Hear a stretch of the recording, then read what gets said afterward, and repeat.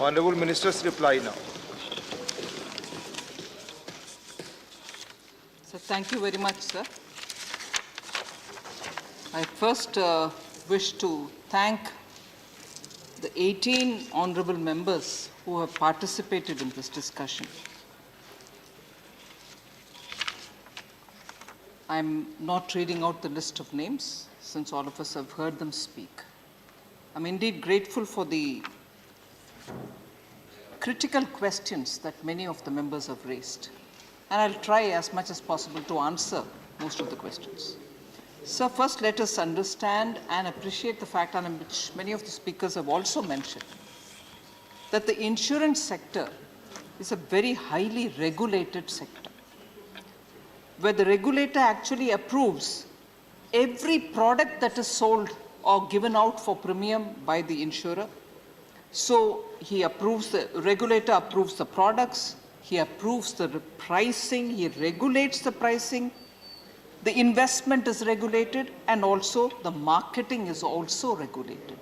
So when we are talking of a sector which is insurance, it's a very highly regulated sector.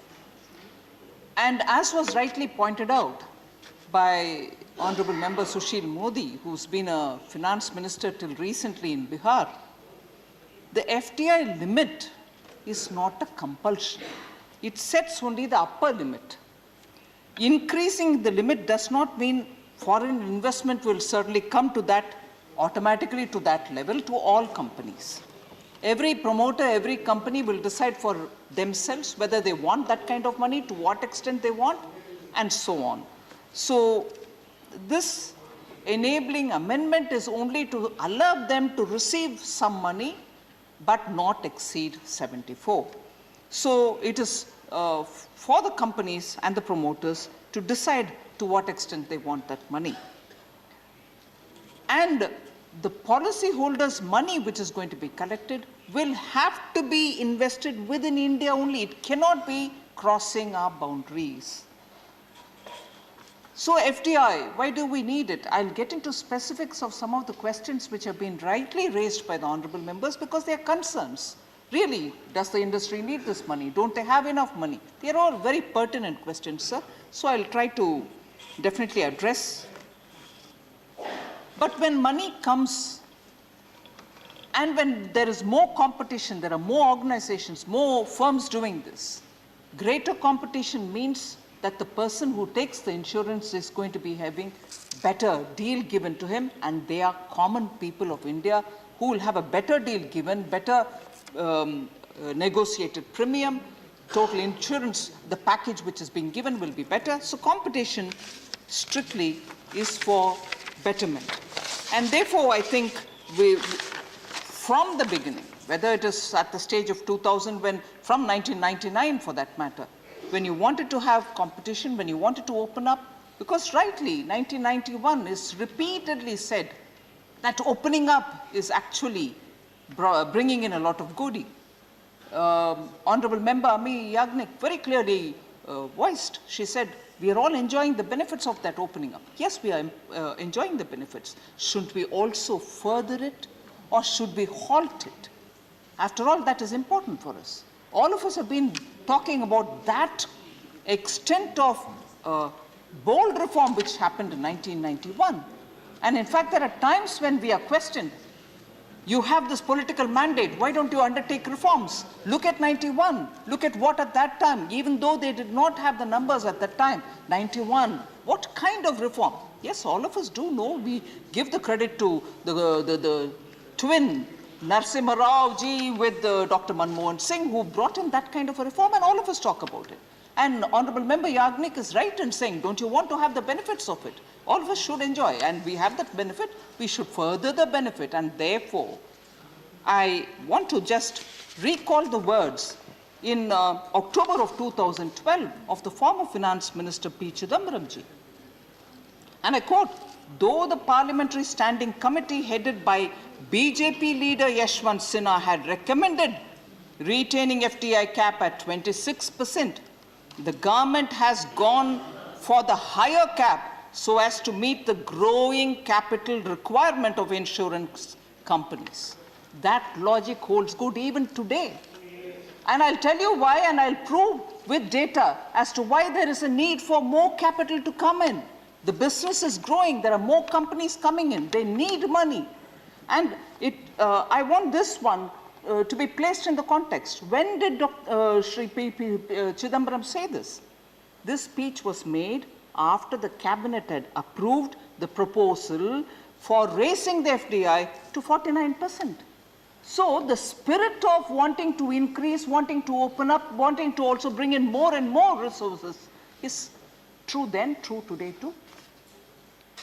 So then, as I move to answering question, I want to, because some of the critical questions are laying the background for us to discuss this topic and also to analyze it for the questions that have been asked. Anand Sharmaji said insurance companies and promoters do not want Indian-owned and controlled to go. He said that. I just want to place in the context here. In July 2019 budget, sir, I had mentioned that the government had announced, I said it in the budget, the intent to explore high FDI in insurance, inter alia. There were other sectors also I had mentioned at that time.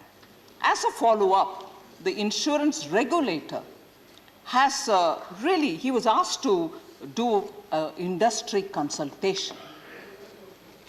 The IRDAI, which is the Insurance Regulatory Authority, consulted 60 insurers. Is 60 enough? I'll tell you how many insurers there are in this country and what therefore is 60.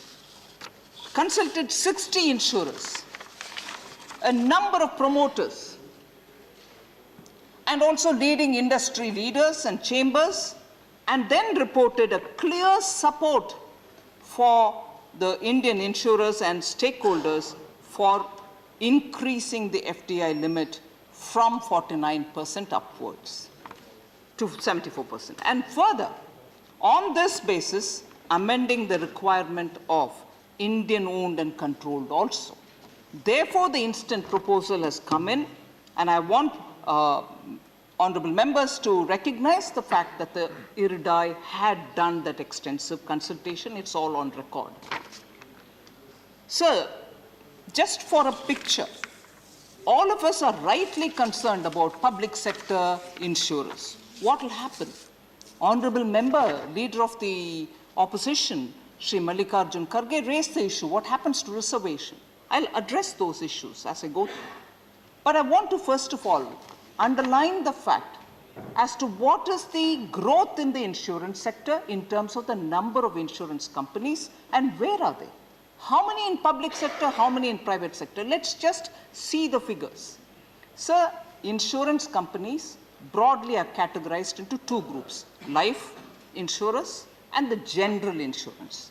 And in the general insurers category, you can broadly have three subgroups. One is the general, which is also taking care of health and other issues. There is a standalone health-only kind of insurers. And a third one which takes care of agricultural insurance. So you have one life and a group of three which are categorized as general insurers. I'll just go down to see how many are in the public sector. Life in public sector, only one. Whereas life in private sector, 23. So there is a total of 24 companies in India which deal with life insurance. Then you move to the second group which has three divisions, which are non-life companies. The first one is the general one, which may also have health related. How many in public sector? 4. And how many in private sector? 22. So total of 26 there. Then standalone health-only insurance. Please, please, no interruption. Please, no, please. Standalone health-only. Standalone. She is not yielding. She is not yielding. Please take your place. Sir, standalone. Not going on record. Please, not yielding. Not one in public sector. Just dealing with health alone in public sector, there isn't any. In private, there are 5. So total of 5 standalone health insurers. So then we move to agriculture. Agriculture insurance, there's 1 in public sector, there's none in private sector. So if we want to look at the insurance world, public sector has 6 all categories put together. Private sector has 50 already. Please, Sir, please, Badkar. let me Please, finish. please, I've not please. even started this anxiety. Do not speak while sitting, please. Nothing going on Sir. record. Only Minister, please do not disturb. Let me come. Please. I'll answer your questions. I'm not going to Please. leave Binay Vishwam's concern aside, sir. Honorable member, I'll answer each one of the questions to the best of my ability. I will include yours also in answering. So this is the insurance, sir. Reinsurers. How many are there in public sector? 1. How many are there in private sector? 11. 11 are there in reinsurers in private sector. So total of 12. So all insurance put together in public sector, there are 7. In private sector, there are 61 and therefore a total of 68 insurance-related companies. Just for us to have a perspective of what we are talking about when we are saying we are raising this limit, whoever wants to go up to that limit, they want to go, they can, but how many are in the play? Now, therefore, employment-related worries, very genuine, very serious matter to be discussed in all seriousness, given the stature of this House. Sir, I've given you a rough total of the total number of companies which are in the insurance market. Now, again, how many employees? Public sector, life and the general category put together has 1,65,000 people. Private sector, again, life and general category all put together, 2,67,000 Indians. They are also our people. We'll have to be worried about them as much as those in the public sector. They are also working for their livelihoods. So let's not forget that. Second, these are employees, sir. I'm talking about agents now. Life, general, and then I'll give you the total. Public sector, 12,85,000 in life, 2,60,000 in general, so total of 15,45,000 people in public sector, agents only. Private sector, sir, 11,07,000 in life, 9,97,000 in general, total of 21,04,000 agents in private insurance area. They are agents. So total of employees and agents in public sector is around 17,10,000, whereas in private sector, 23,71,000 people are working both as employees and agents. That is the total, just to get a perspective. So just one quick wrap up, which many members did speak about, that even in 2000, foreign investment was taken up to 26%. In 2015, the limit was raised to 49% of the paid-up equity capital of such companies, which are Indian-owned and controlled. Then in 2015, which many honorable members did refer to, the outcome of the amendment was FDI inflows were allowed, and many members, inclusive of member Turchi Shiva, who gave a different figure, but I will explain that figure, asked about how much actually has come after 2015. 26,000 crores have come post that increase in the FDI limit of 2015. Only 5 years have brought in that kind of money into the country and generated the kind of employment that I've just given you figures of. And the correction about the number 9,000, I'll come to explain as to what it is. 12 new insurance companies have come into play. Each of them, each one of the 12 have come with 26% FDI opened up after 2015. The total asset under management, sir, saw a 76% increase in 5 years. A rise which is 76%, when actually the rise, if you were to get a rough number, the nominal GDP rise was only 63%. The rapidity with which the sector is growing, and therefore the need for more and more resources so that companies can compete and compete healthily. So, just to recap, between 2015 and today, 53 insurance companies were there in 2015. Today, 3 more have come into play, so there are 56. Whereas reinsurers, where there was just 1, today there are 12. Sir, where there was 0 of listed insurance companies, those who got listed in 2015, there was 0. Today there are 6 listed companies. What does listing mean? Everything that they do is available for everybody to see. A stock market regulator regulates them. People like ordinary Indian citizens can buy shares in them, earn dividends out of it. Everything happens openly in the stock markets. So even that's happening. Budget, I've mentioned about it, and post the budget mention of July 2019, I've also said how the insurance regulator had done the consultation. I've said it, I won't repeat it. So what is the situation today? Insurance companies are facing liquidity pressures. Sushil Modi ji, when he spoke about the solvency ratio requirement. You have 100, then you need to keep assets worth 150 or cash to that extent. If you fall from 150 down, you're treated as your solvency ratio is questionable. Therefore, are you under stress? Questions are happening. Continuous monitoring happens from the regulator.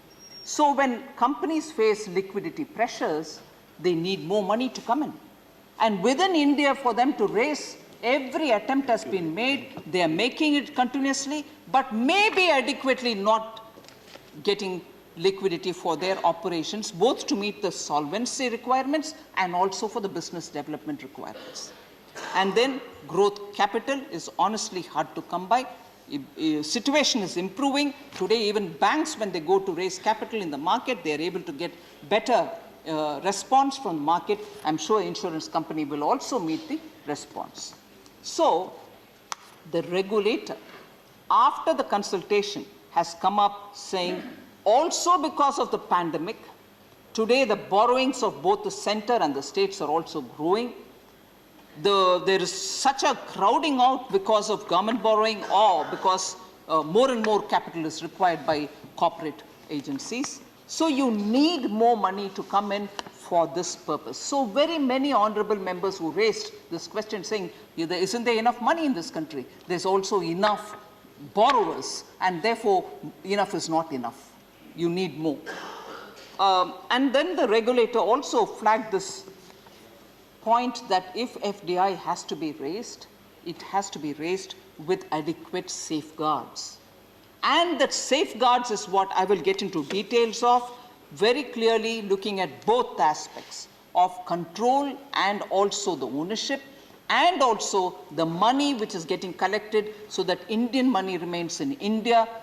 Policyholders' money does not go out of the country. On that, I'll give you specific, although Sushil Modi ji referred to it, and I'm also grateful that we had Ramchandra Singh ji, who also spoke elaborately on it, very crisply but very clearly explaining what this is going to mean.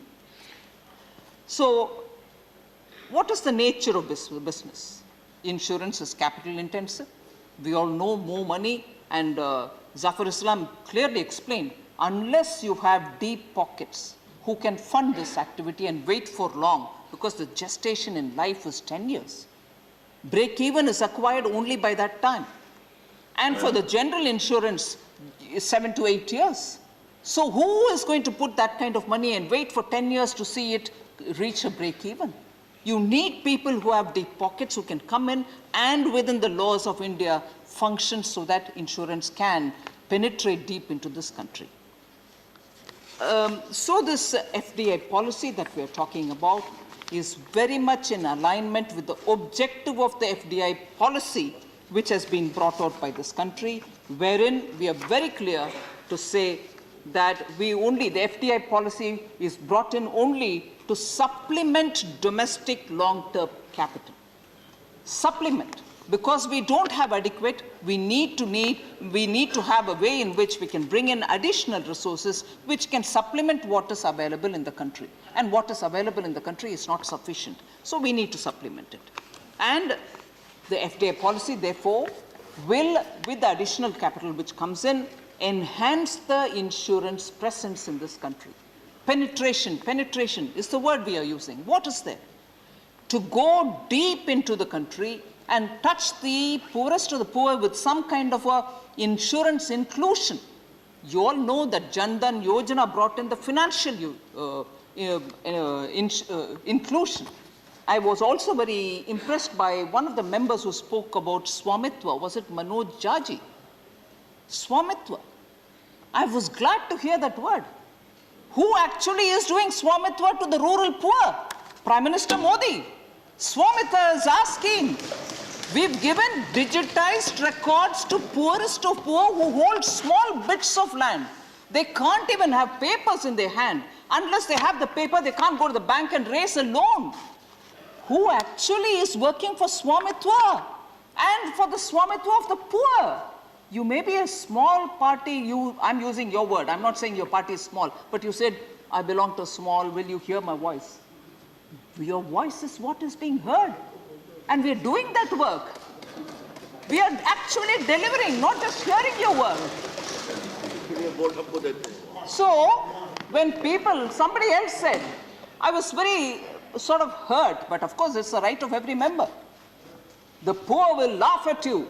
No, the poor are supporting Prime Minister Modi. Poor are saying, here we go, we give you vote, give us Ujjwala, give us gas cylinder, give us water, Nal Se Jal. No rich man wants Nal Se Jal. They're poor people who want some jal at their homes. Otherwise, they're carrying 7 or 8 pots and going miles. Rajasthan. In desert area, Bundelkhand, Madhya Pradesh. That's what Prime Minister Modi is doing. Poor are not laughing. They are actually laughing with happiness that here is the Prime Minister who's giving me gas in my house. Here is the Prime Minister who's bringing Nal Se Jal. Here is the Prime Minister who's given me full financial inclusion. Here is the Prime Minister who gives me mudra to do my chota mota venture in the street. Yeah, all right, you will. Don't shift the milepost. First, reach the gas. First, reach the gas to the poorest of poor. So, sir. The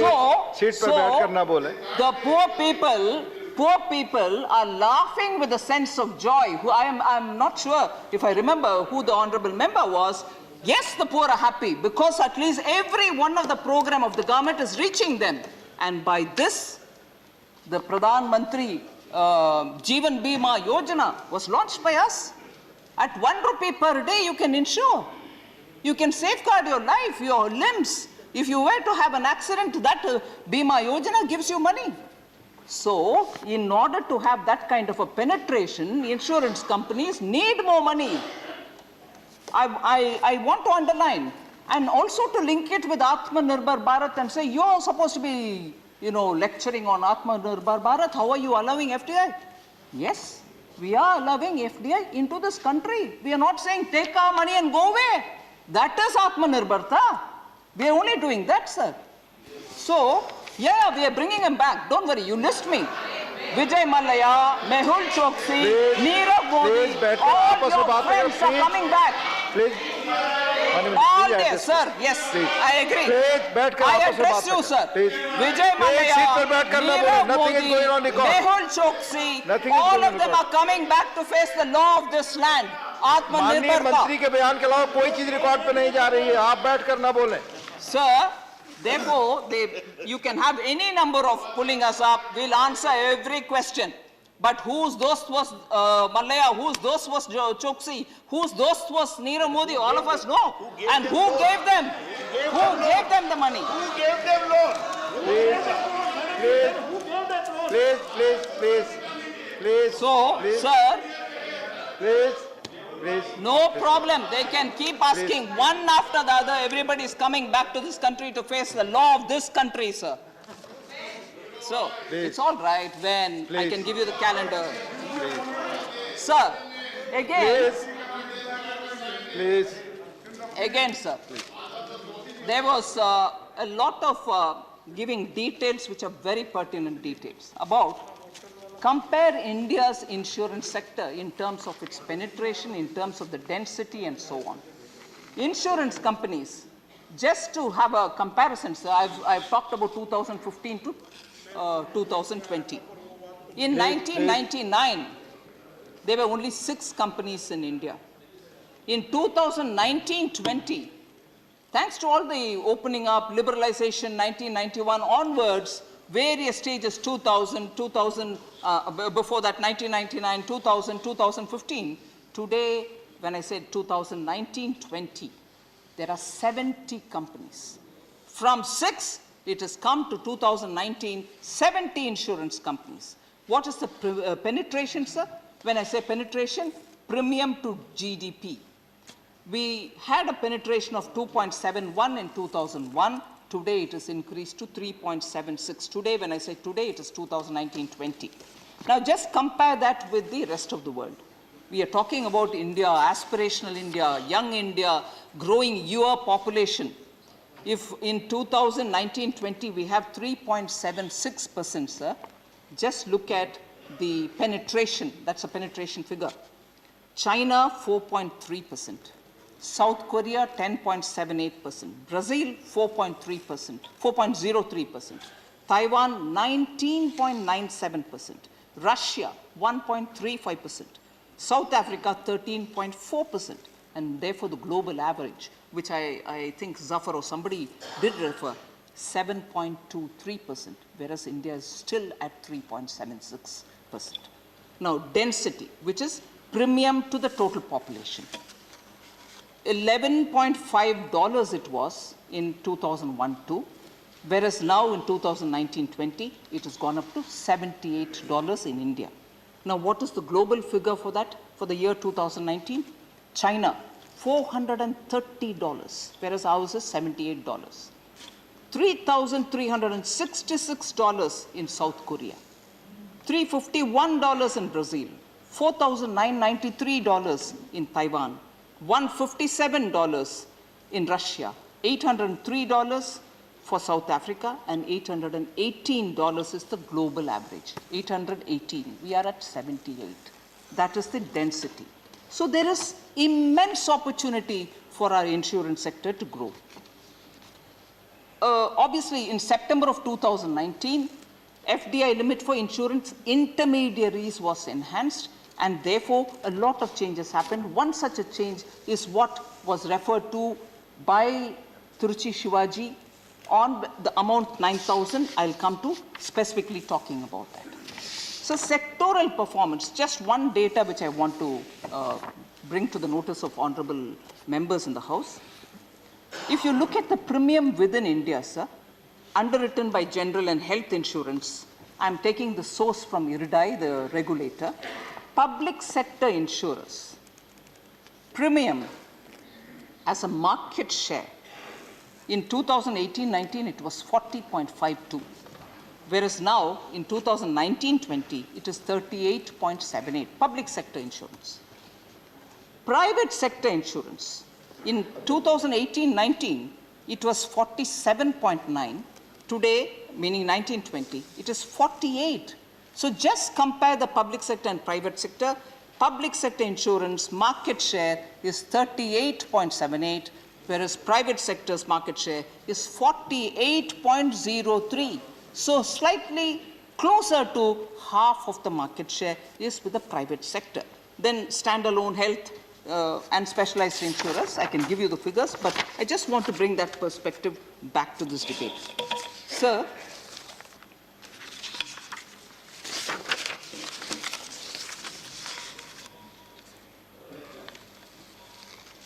the spirit with which all the committees had spoken, again I want to draw the attention. Why should, this question was raised, why should owned and controlled as 2 words which are part of the definition be amended? Will it not dilute the sovereignty of the sector? Some honorable member did raise that question. here the word, I want to underline this, here the word controlled means right to appoint a majority of directors, control the management of policy decisions, including by virtue of their shareholding or management rights, or shareholder agreements or voting agreements. So, by raising the FDI limit to 74%, dropping the word owned becomes a natural corollary. As regards the control, budget announcement has stated some conditions that inter alia include majority of directors, which I think some members did highlight. Sushil Modi spoke about it. Majority of the directors in the board and key management persons, KMPs as they are referred, to be resident Indians, which means every law of the land will be applicable on them. And a specific percentage, this is very important, and a specific percentage of the profits to be retained as general reserve. It cannot leave at all. So I think this sort of should remove the doubt from the minds saying foreigners are coming, foreigners are going to put money. Somebody did say back again colonialism. No. Back again mercantilism. No, sir. The laws of this land are fairly mature. They can control every operation which happens in this country. Nobody is just going to take it away and make us sit and watch. So, sir, just for a minute, I'll go back to 1994. I did hear one of the honorable members speak about Malhotra Committee, which was set up in 1994. And the Malhotra Committee was set up for insurance sector, and it recommended a non-controlling stake of foreign partners. 1994, BJP was not in power. And that Malhotra Committee said and strongly recommended non-controlling stake of foreign partners. From 94, it is going on. And 1999, the then FM, Sri Yashwant Sinha ji, made this point clearly, that insurance companies will be forced to have foreign equity participation. He said about it at that time, 1999. And he also stated that the standing committee that was represented by all parties recommended 26% of foreign participation in the insurance sector to improve customer service, to bring in new products, to bring in technical know-how for the sector. And again, the same spirit applies even today. Sir, Tiruchi Shivaji, one or two points which I want to lay for his consideration on the points that he had raised. There is little demand for FDI and therefore no need for increasing FDI limit. I think I sort of addressed that. I just want to repeat. Currently, 22 out of the 56 direct insurance companies in India have already received 40%, around 40% of FDI. Average FDI in private direct insurance other than reinsurers I'm talking about is about 31% only. They have not touched 49.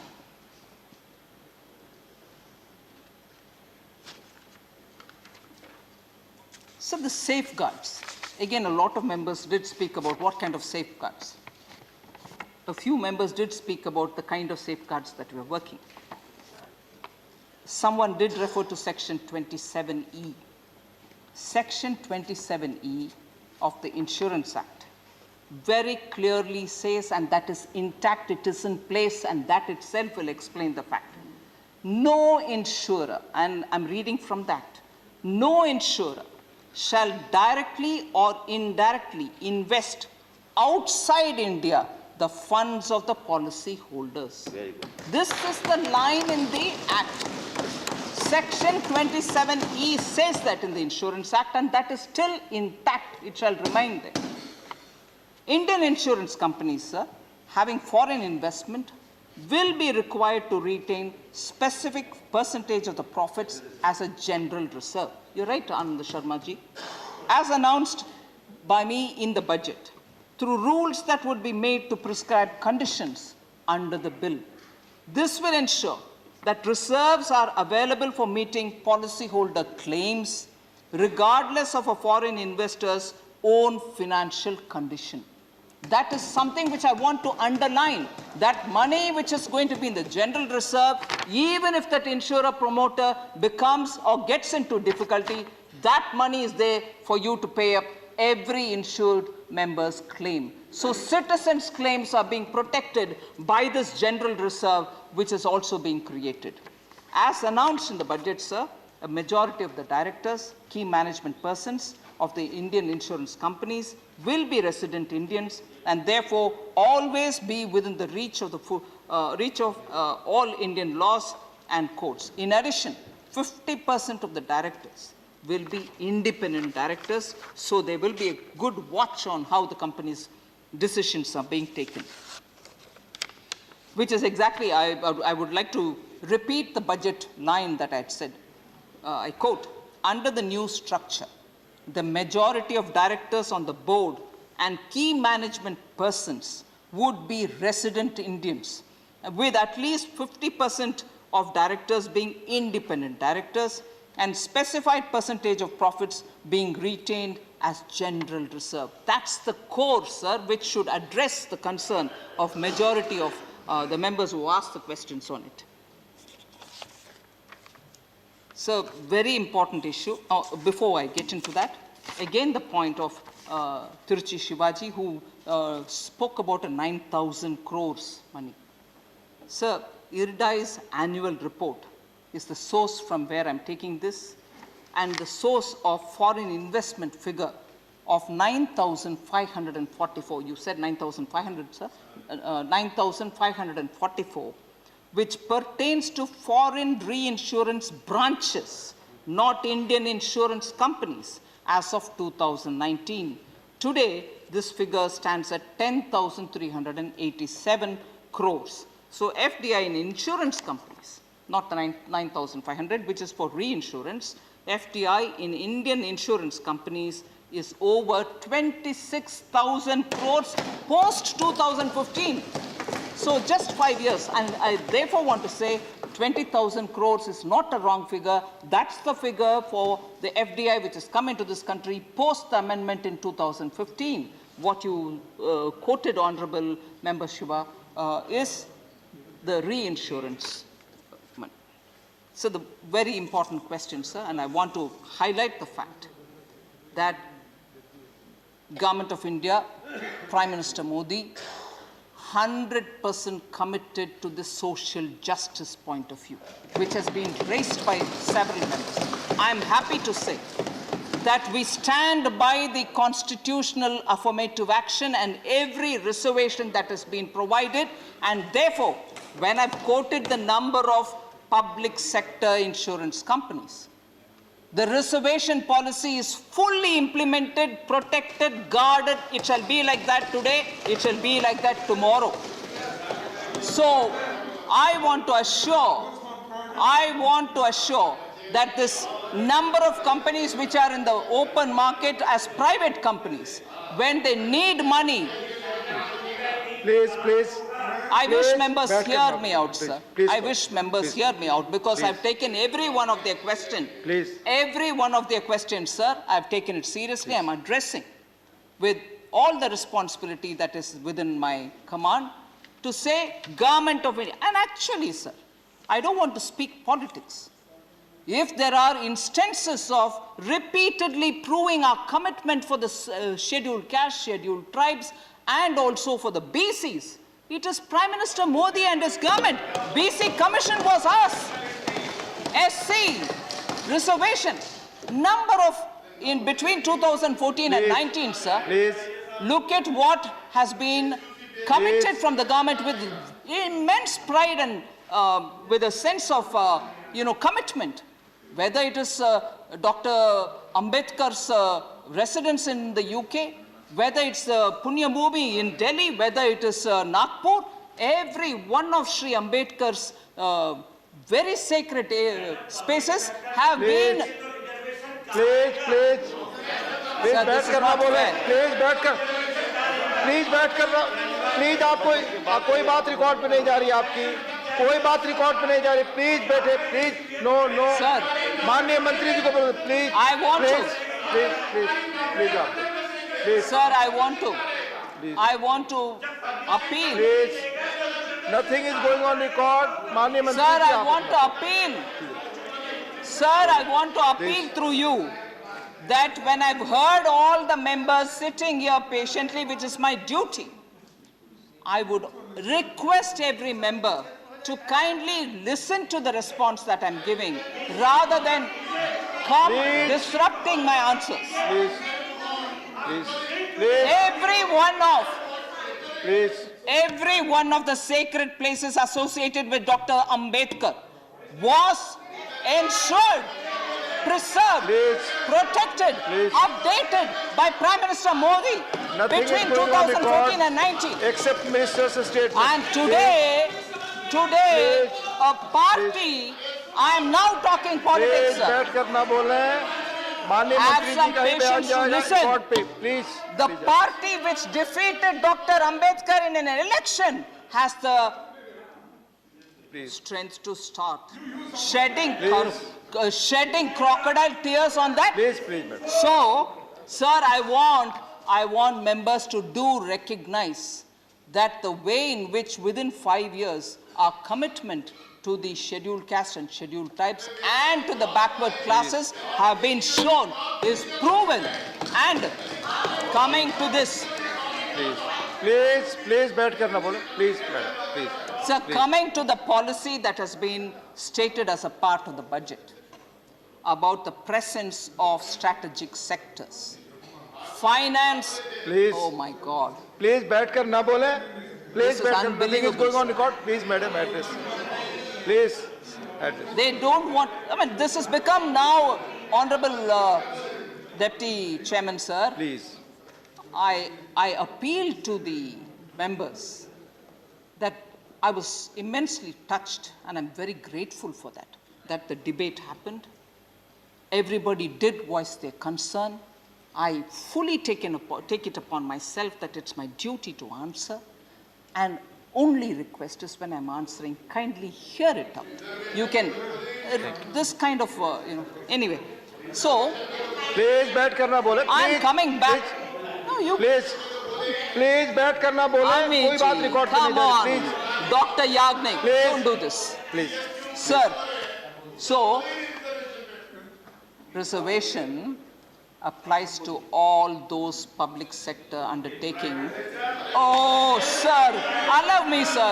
Please So, the strategic sectors in financial